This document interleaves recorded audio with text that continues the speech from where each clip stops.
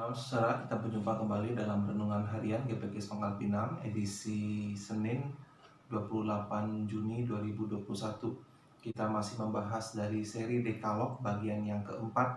Kita masuk kepada perkataan atau perintah yang ketiga, dan saya beri judul nama yang tidak boleh dinodai.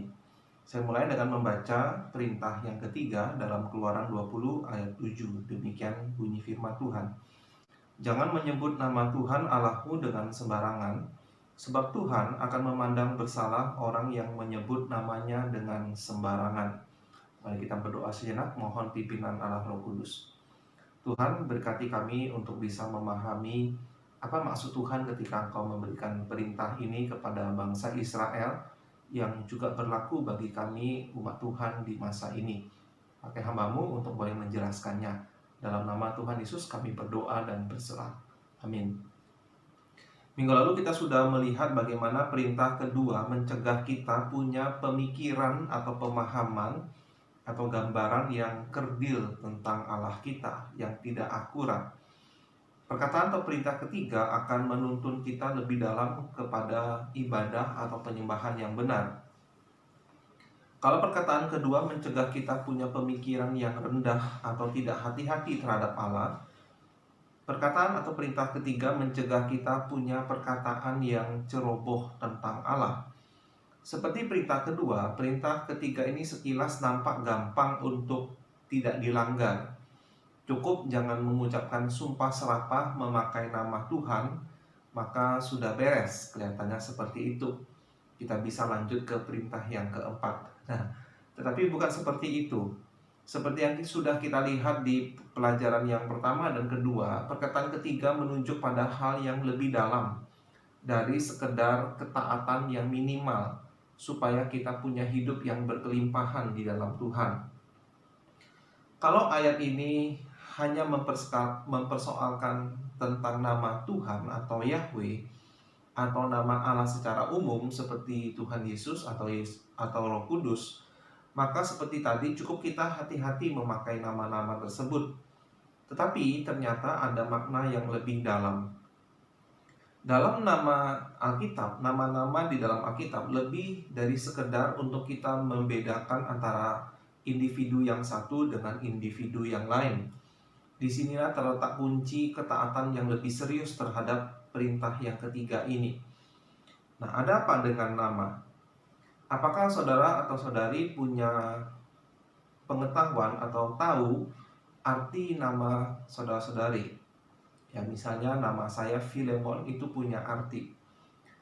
Baik masa lalu maupun masa sekarang, orang tua akan selalu hati-hati waktu memberi nama untuk anak-anaknya. Tetapi tentu saja ini berdasarkan selera pribadi. Misalnya ada orang memberi nama anak dengan nama orang lain yang dia anggap penting. Dan tentu saja yang dianggap penting itu sekali lagi bergantung selera masing-masing.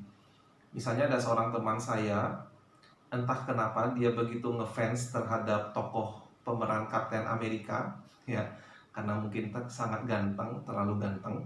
Dia memberi nama anaknya Christopher Evans, ya, yang adalah pemeran dari tokoh tersebut. Atau ada teman lain yang orang tuanya entah mengapa memberi nama anaknya, memberi nama mereka, dia dengan saudara-saudaranya sesuai nama jalan tempat tinggal mereka. Ya, kebetulan orang tuanya ini waktu masih muda sering pindah tempat tinggal, pindah kota karena pekerjaan. Ya, jadi ketika istrinya melahirkan, maka anaknya diberi nama sesuai nama jalan tempat mereka tinggal. Ya, tentu ini punya alasan tersendiri. Dan mungkin masih segar di ingatan kita beberapa waktu lalu, warga Indonesia ada yang memberi nama anaknya bernuansa pandemi corona ini. Kita juga tahu bahwa di masa kita ini banyak orang Tionghoa Indonesia suka memberi nama orang Barat kepada anaknya. Seringkali mungkin ya tanpa tahu arti nama tersebut. Misalnya waktu saya masih mengajar dulu, ada banyak anak bernama Jennifer. Apa arti nama Jennifer? Ternyata Jennifer ini berasal dari bahasa Wales, yang artinya ombak putih. Nah, pada masa Israel kuno, pemberian nama adalah perihal yang penting. Misalnya Yakub, arti aslinya adalah dia yang memegang tumit. Tetapi karena kehidupannya yang penuh intrik, akhirnya orang-orang mengasosiasikan nama Yakub dengan penipu atau pencuri. Atau arti nama Yesus yang sinonim dengan Yosua, artinya adalah Yahweh adalah keselamatan, Yahshua. Jadi apa yang Alkitab maksud saat ia berkata jangan menyebut nama Tuhan atau Yahweh Allahmu dengan sembarangan. Setiap kali kita menemukan ayat yang memakai nama Allah atau Tuhan atau Yesus, kita bisa coba dengan menukarnya dengan karakter Allah di situ. Kenapa? Karena nama Allah memuat semua karakternya, kepribadiannya. Misalnya dia itu kudus, kasih, adil, panjang sabar, maha hadir, maha kuasa, berotoritas, murah hati, belas kasihan, tidak terbatas, dan juga baik. Berdoa di dalam nama Tuhan berarti berdoa sesuai dan mengakui karakter-karakternya. Memanggil Allah berarti meminta karena yakin atau percaya pada karakternya. Berlindung kepada Tuhan berarti percaya pada siapa dirinya. Dibaptis dalam nama Bapa, Anak, dan Roh Kudus berarti kita ambil bagian di dalam karakter Tritunggal sebagai dasar keselamatan kita, sumber kekuatan kita, dan juga menjadi dasar bagi identitas baru kita di dalam nama Tuhan. Jadi menyalahgunakan nama Tuhan atau menyebut namanya dengan sia-sia sama saja dengan salah dalam menggambarkan karakter Allah. Ya, ini ada kaitan dengan perintah kedua yang kita bahas minggu lalu. Jadi perintah jangan menyebut nama Tuhan Allah dengan sembarangan berarti jangan mengasosiasikan nama Tuhan Allah dengan apa yang salah. Menyebut namanya dan mengkaitkannya dengan sesuatu yang salah, atau menyebut namanya tanpa akurasi atau dengan hormat, berarti bertindak melawan Allah itu sendiri. Mari kita gali lebih dalam penerapan atau dampak dari perintah yang ketiga ini. Pertama, soal bersumpah untuk menekankan kejujuran. Di dalam Matius 5 ayat 33 hingga 37, Yesus berkata seperti ini. Kamu telah mendengar pula yang difirmankan kepada nenek moyang kita, jangan bersumpah palsu, melainkan peganglah sumpahmu di depan Tuhan. Dan perintah di dalam perjanjian lama ini yang menjadi modal kenapa ada janji nikah atau ada sumpah di pengadilan. Saya lanjutkan ayat 34. Tetapi aku berkata kepadamu, janganlah sekali-kali bersumpah, baik demi langit, karena langit adalah tahta Allah, maupun demi bumi, karena bumi adalah tumpuan kakinya, ataupun demi Yerusalem, karena Yerusalem adalah kota raja besar. Janganlah juga engkau bersumpah demi kepalamu, karena engkau tidak berkuasa memutihkan atau menghitamkan sehelai rambut pun. Jikalau ya, hendaklah kamu katakan ya. Jika tidak, hendaklah kamu katakan tidak. Apa yang lebih daripada itu berasal dari si jahat. Nah, apa maksud perkataan Yesus ini? Yesus mengindikasikan bahwa kita akan merendahkan nama Tuhan kita bukan hanya saat kita bersumpah dengan kata-kata, misalnya, Tuhan jadi saksiku, atau sumpah demi Allah.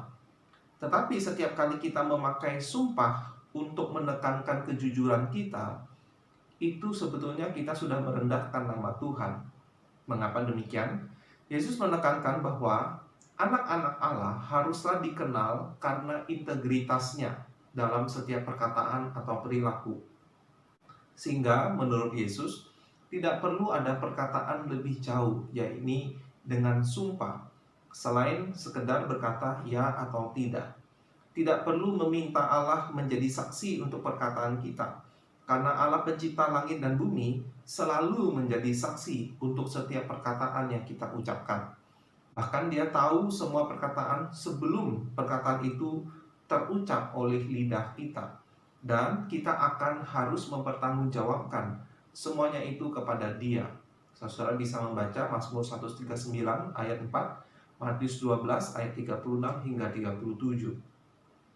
Jadi salah satu penerapan dari perintah ketiga adalah hidup dalam komitmen dan integritas. Saat kita berkata-kata dengan jujur, kita sedang menggenapi perintah ketiga. Kita menunjukkan bisa dipercayanya dan juga kesetiaan Allah, yaitu lewat perkataan kita yang bisa dipercaya, dan dalam kesetiaan kita melakukan apa yang sudah kita janjikan. Nah, tetapi ini saudara tidak berarti tidak usah lagi ada yang namanya janji pernikahan atau sumpah pengadilan atau komitmen ya di dalam seseorang masuk ke dalam anggota gereja. Melainkan ini menekankan soal perkataan kita sehari-hari. Lihat bagaimana di dalam contoh Matius, Yesus tidak menyebutkan larangan bersumpah demi nama Tuhan, melainkan sumpah atas ciptaan-ciptaan Allah ya. Dikatakan langit atas bumi, sumpah demi Yerusalem, atau sumpah demi kepala sendiri. Jadi kalau sumpah terhadap ciptaan-ciptaan Allah saja itu sudah tidak diperlukan, dan kalau melanggar itu sudah berdosa, betapa lebih besarnya lagi dosa kita kalau kita melanggar janji nikah atau sumpah pengadilan yang diucapkan atas nama Allah. Jadi kalau kita lihat penerapan ini cukup jauh dari sekedar jangan memakai nama Tuhan dengan sembarangan. Yang kedua, aplikasi yang kedua, dosa menyalahgunakan nama Allah. Di dalam sejarah, baik sejarah Israel maupun sejarah kekristenan, dipenuhi dengan penyalahgunaan nama Allah untuk menyuruh umat melakukan apa yang salah. Misalnya saudara, ada yang namanya kutukan terhadap HAM, atau kutukan HAM ini bukan hak asasi manusia. Yang saya maksud adalah kutukan HAM, anak Nuh, yaitu kutukan yang Nabi Nuh ucapkan terhadap anaknya yang bernama Ham karena berlaku tidak sopan kepadanya. Kutukan ini dicatat dalam Kejadian 9 ayat 18 hingga 27. Saya tidak bacakan karena cukup panjang. Nah, tetapi saudara, ternyata kutukan kepada Ham ini dipakai oleh gereja abad pertengahan untuk menganiaya umat Islam dan bangsa Afrika yang diperbudak oleh orang-orang kulit putih. Pasukan salib pada abad pertengahan memakai teologi yang buruk ini untuk membenarkan agenda politik dan penjajahan terhadap bangsa-bangsa. Ya, mereka mendalilkan perbuatan keji mereka dengan memakai kutukan HAM ini. Semua dilakukan demi nama Tuhan, memakai nama Tuhan.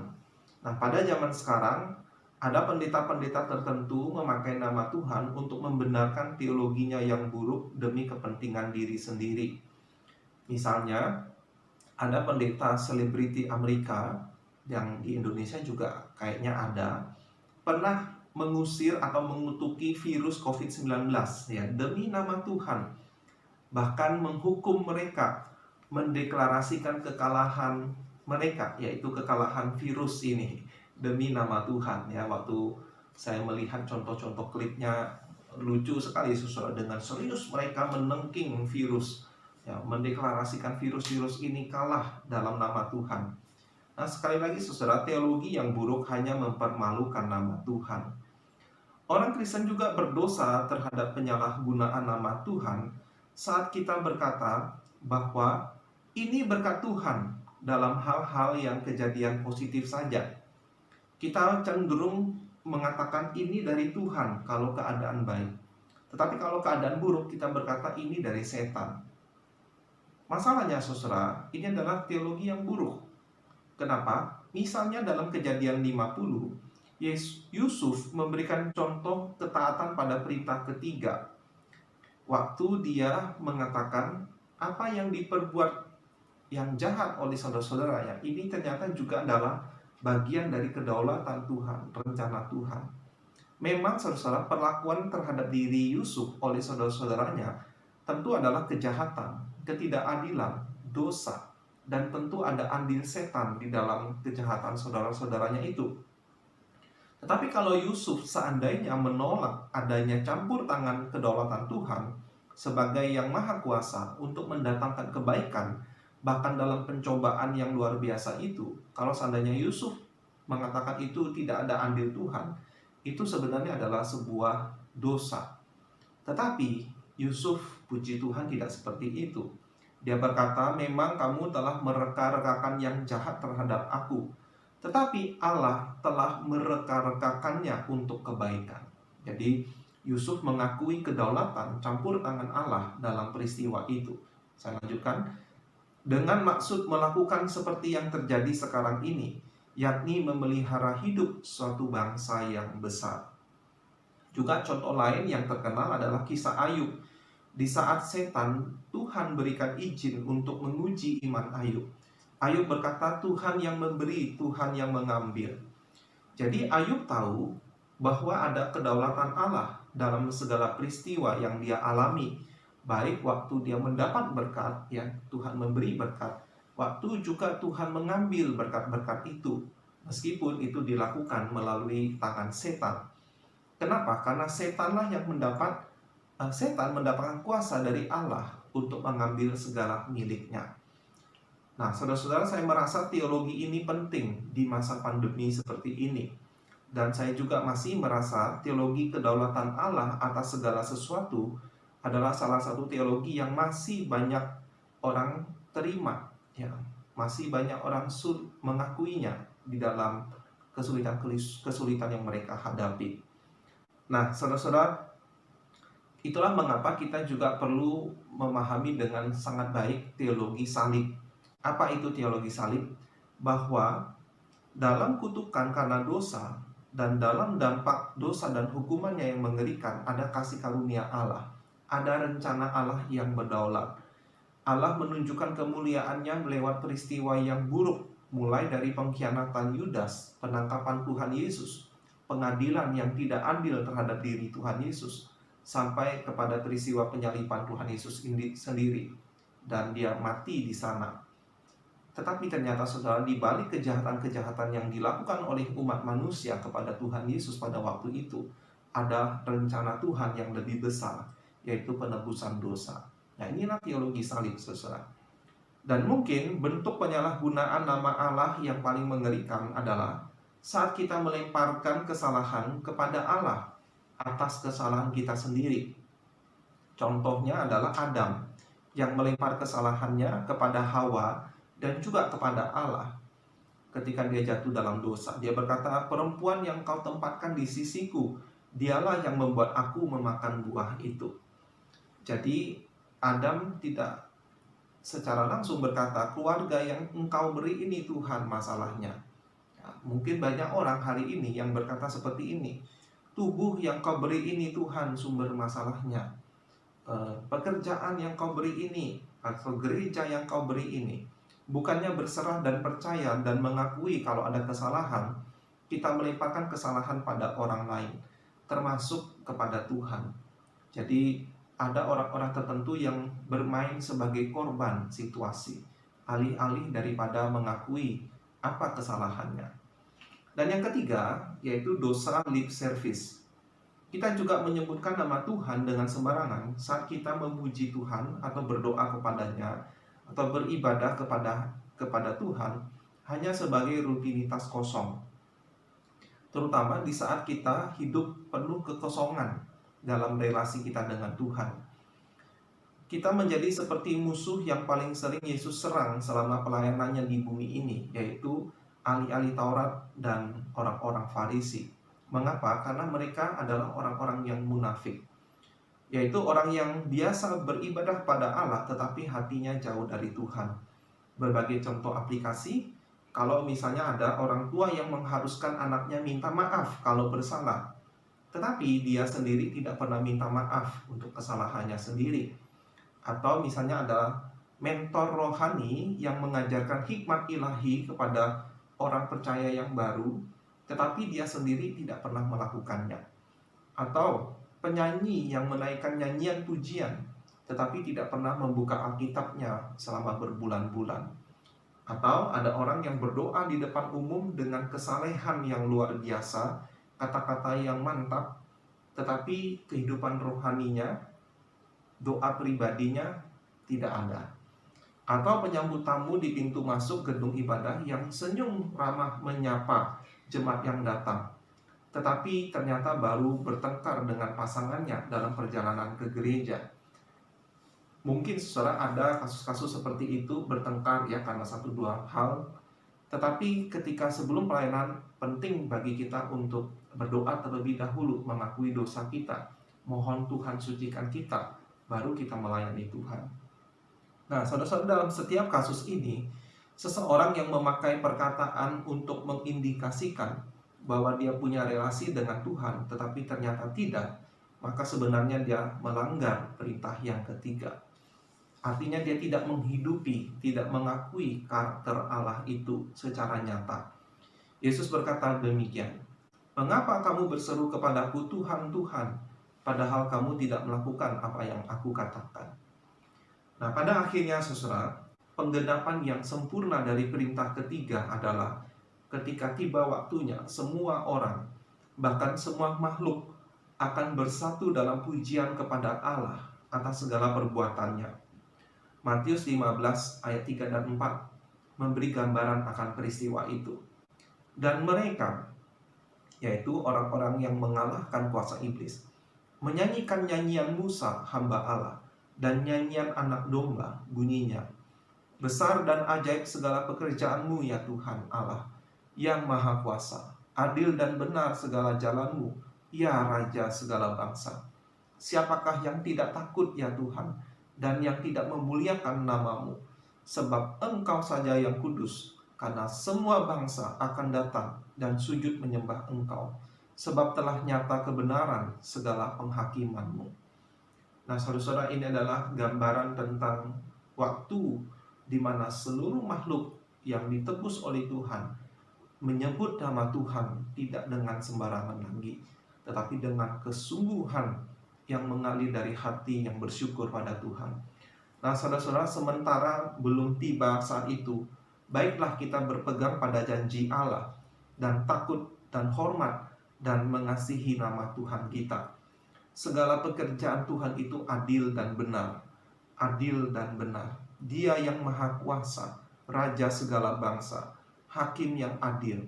Jadi baiklah kita dalam seluruh hidup kita, baik itu dengan perkataan atau dalam ibadah kita, nyanyian, pengajaran, dan doa, dan perlakuan hidup kita, mencerminkan bahwa kita tahu siapa Allah, kita takut padanya, dan memuliakan namanya. Kiranya renungan ini memberkati saudara dan kita menjadi orang-orang yang tidak menyebutkan nama Tuhan dengan sembarangan. Sampai jumpa di lain kesempatan. Tuhan Yesus memberkati.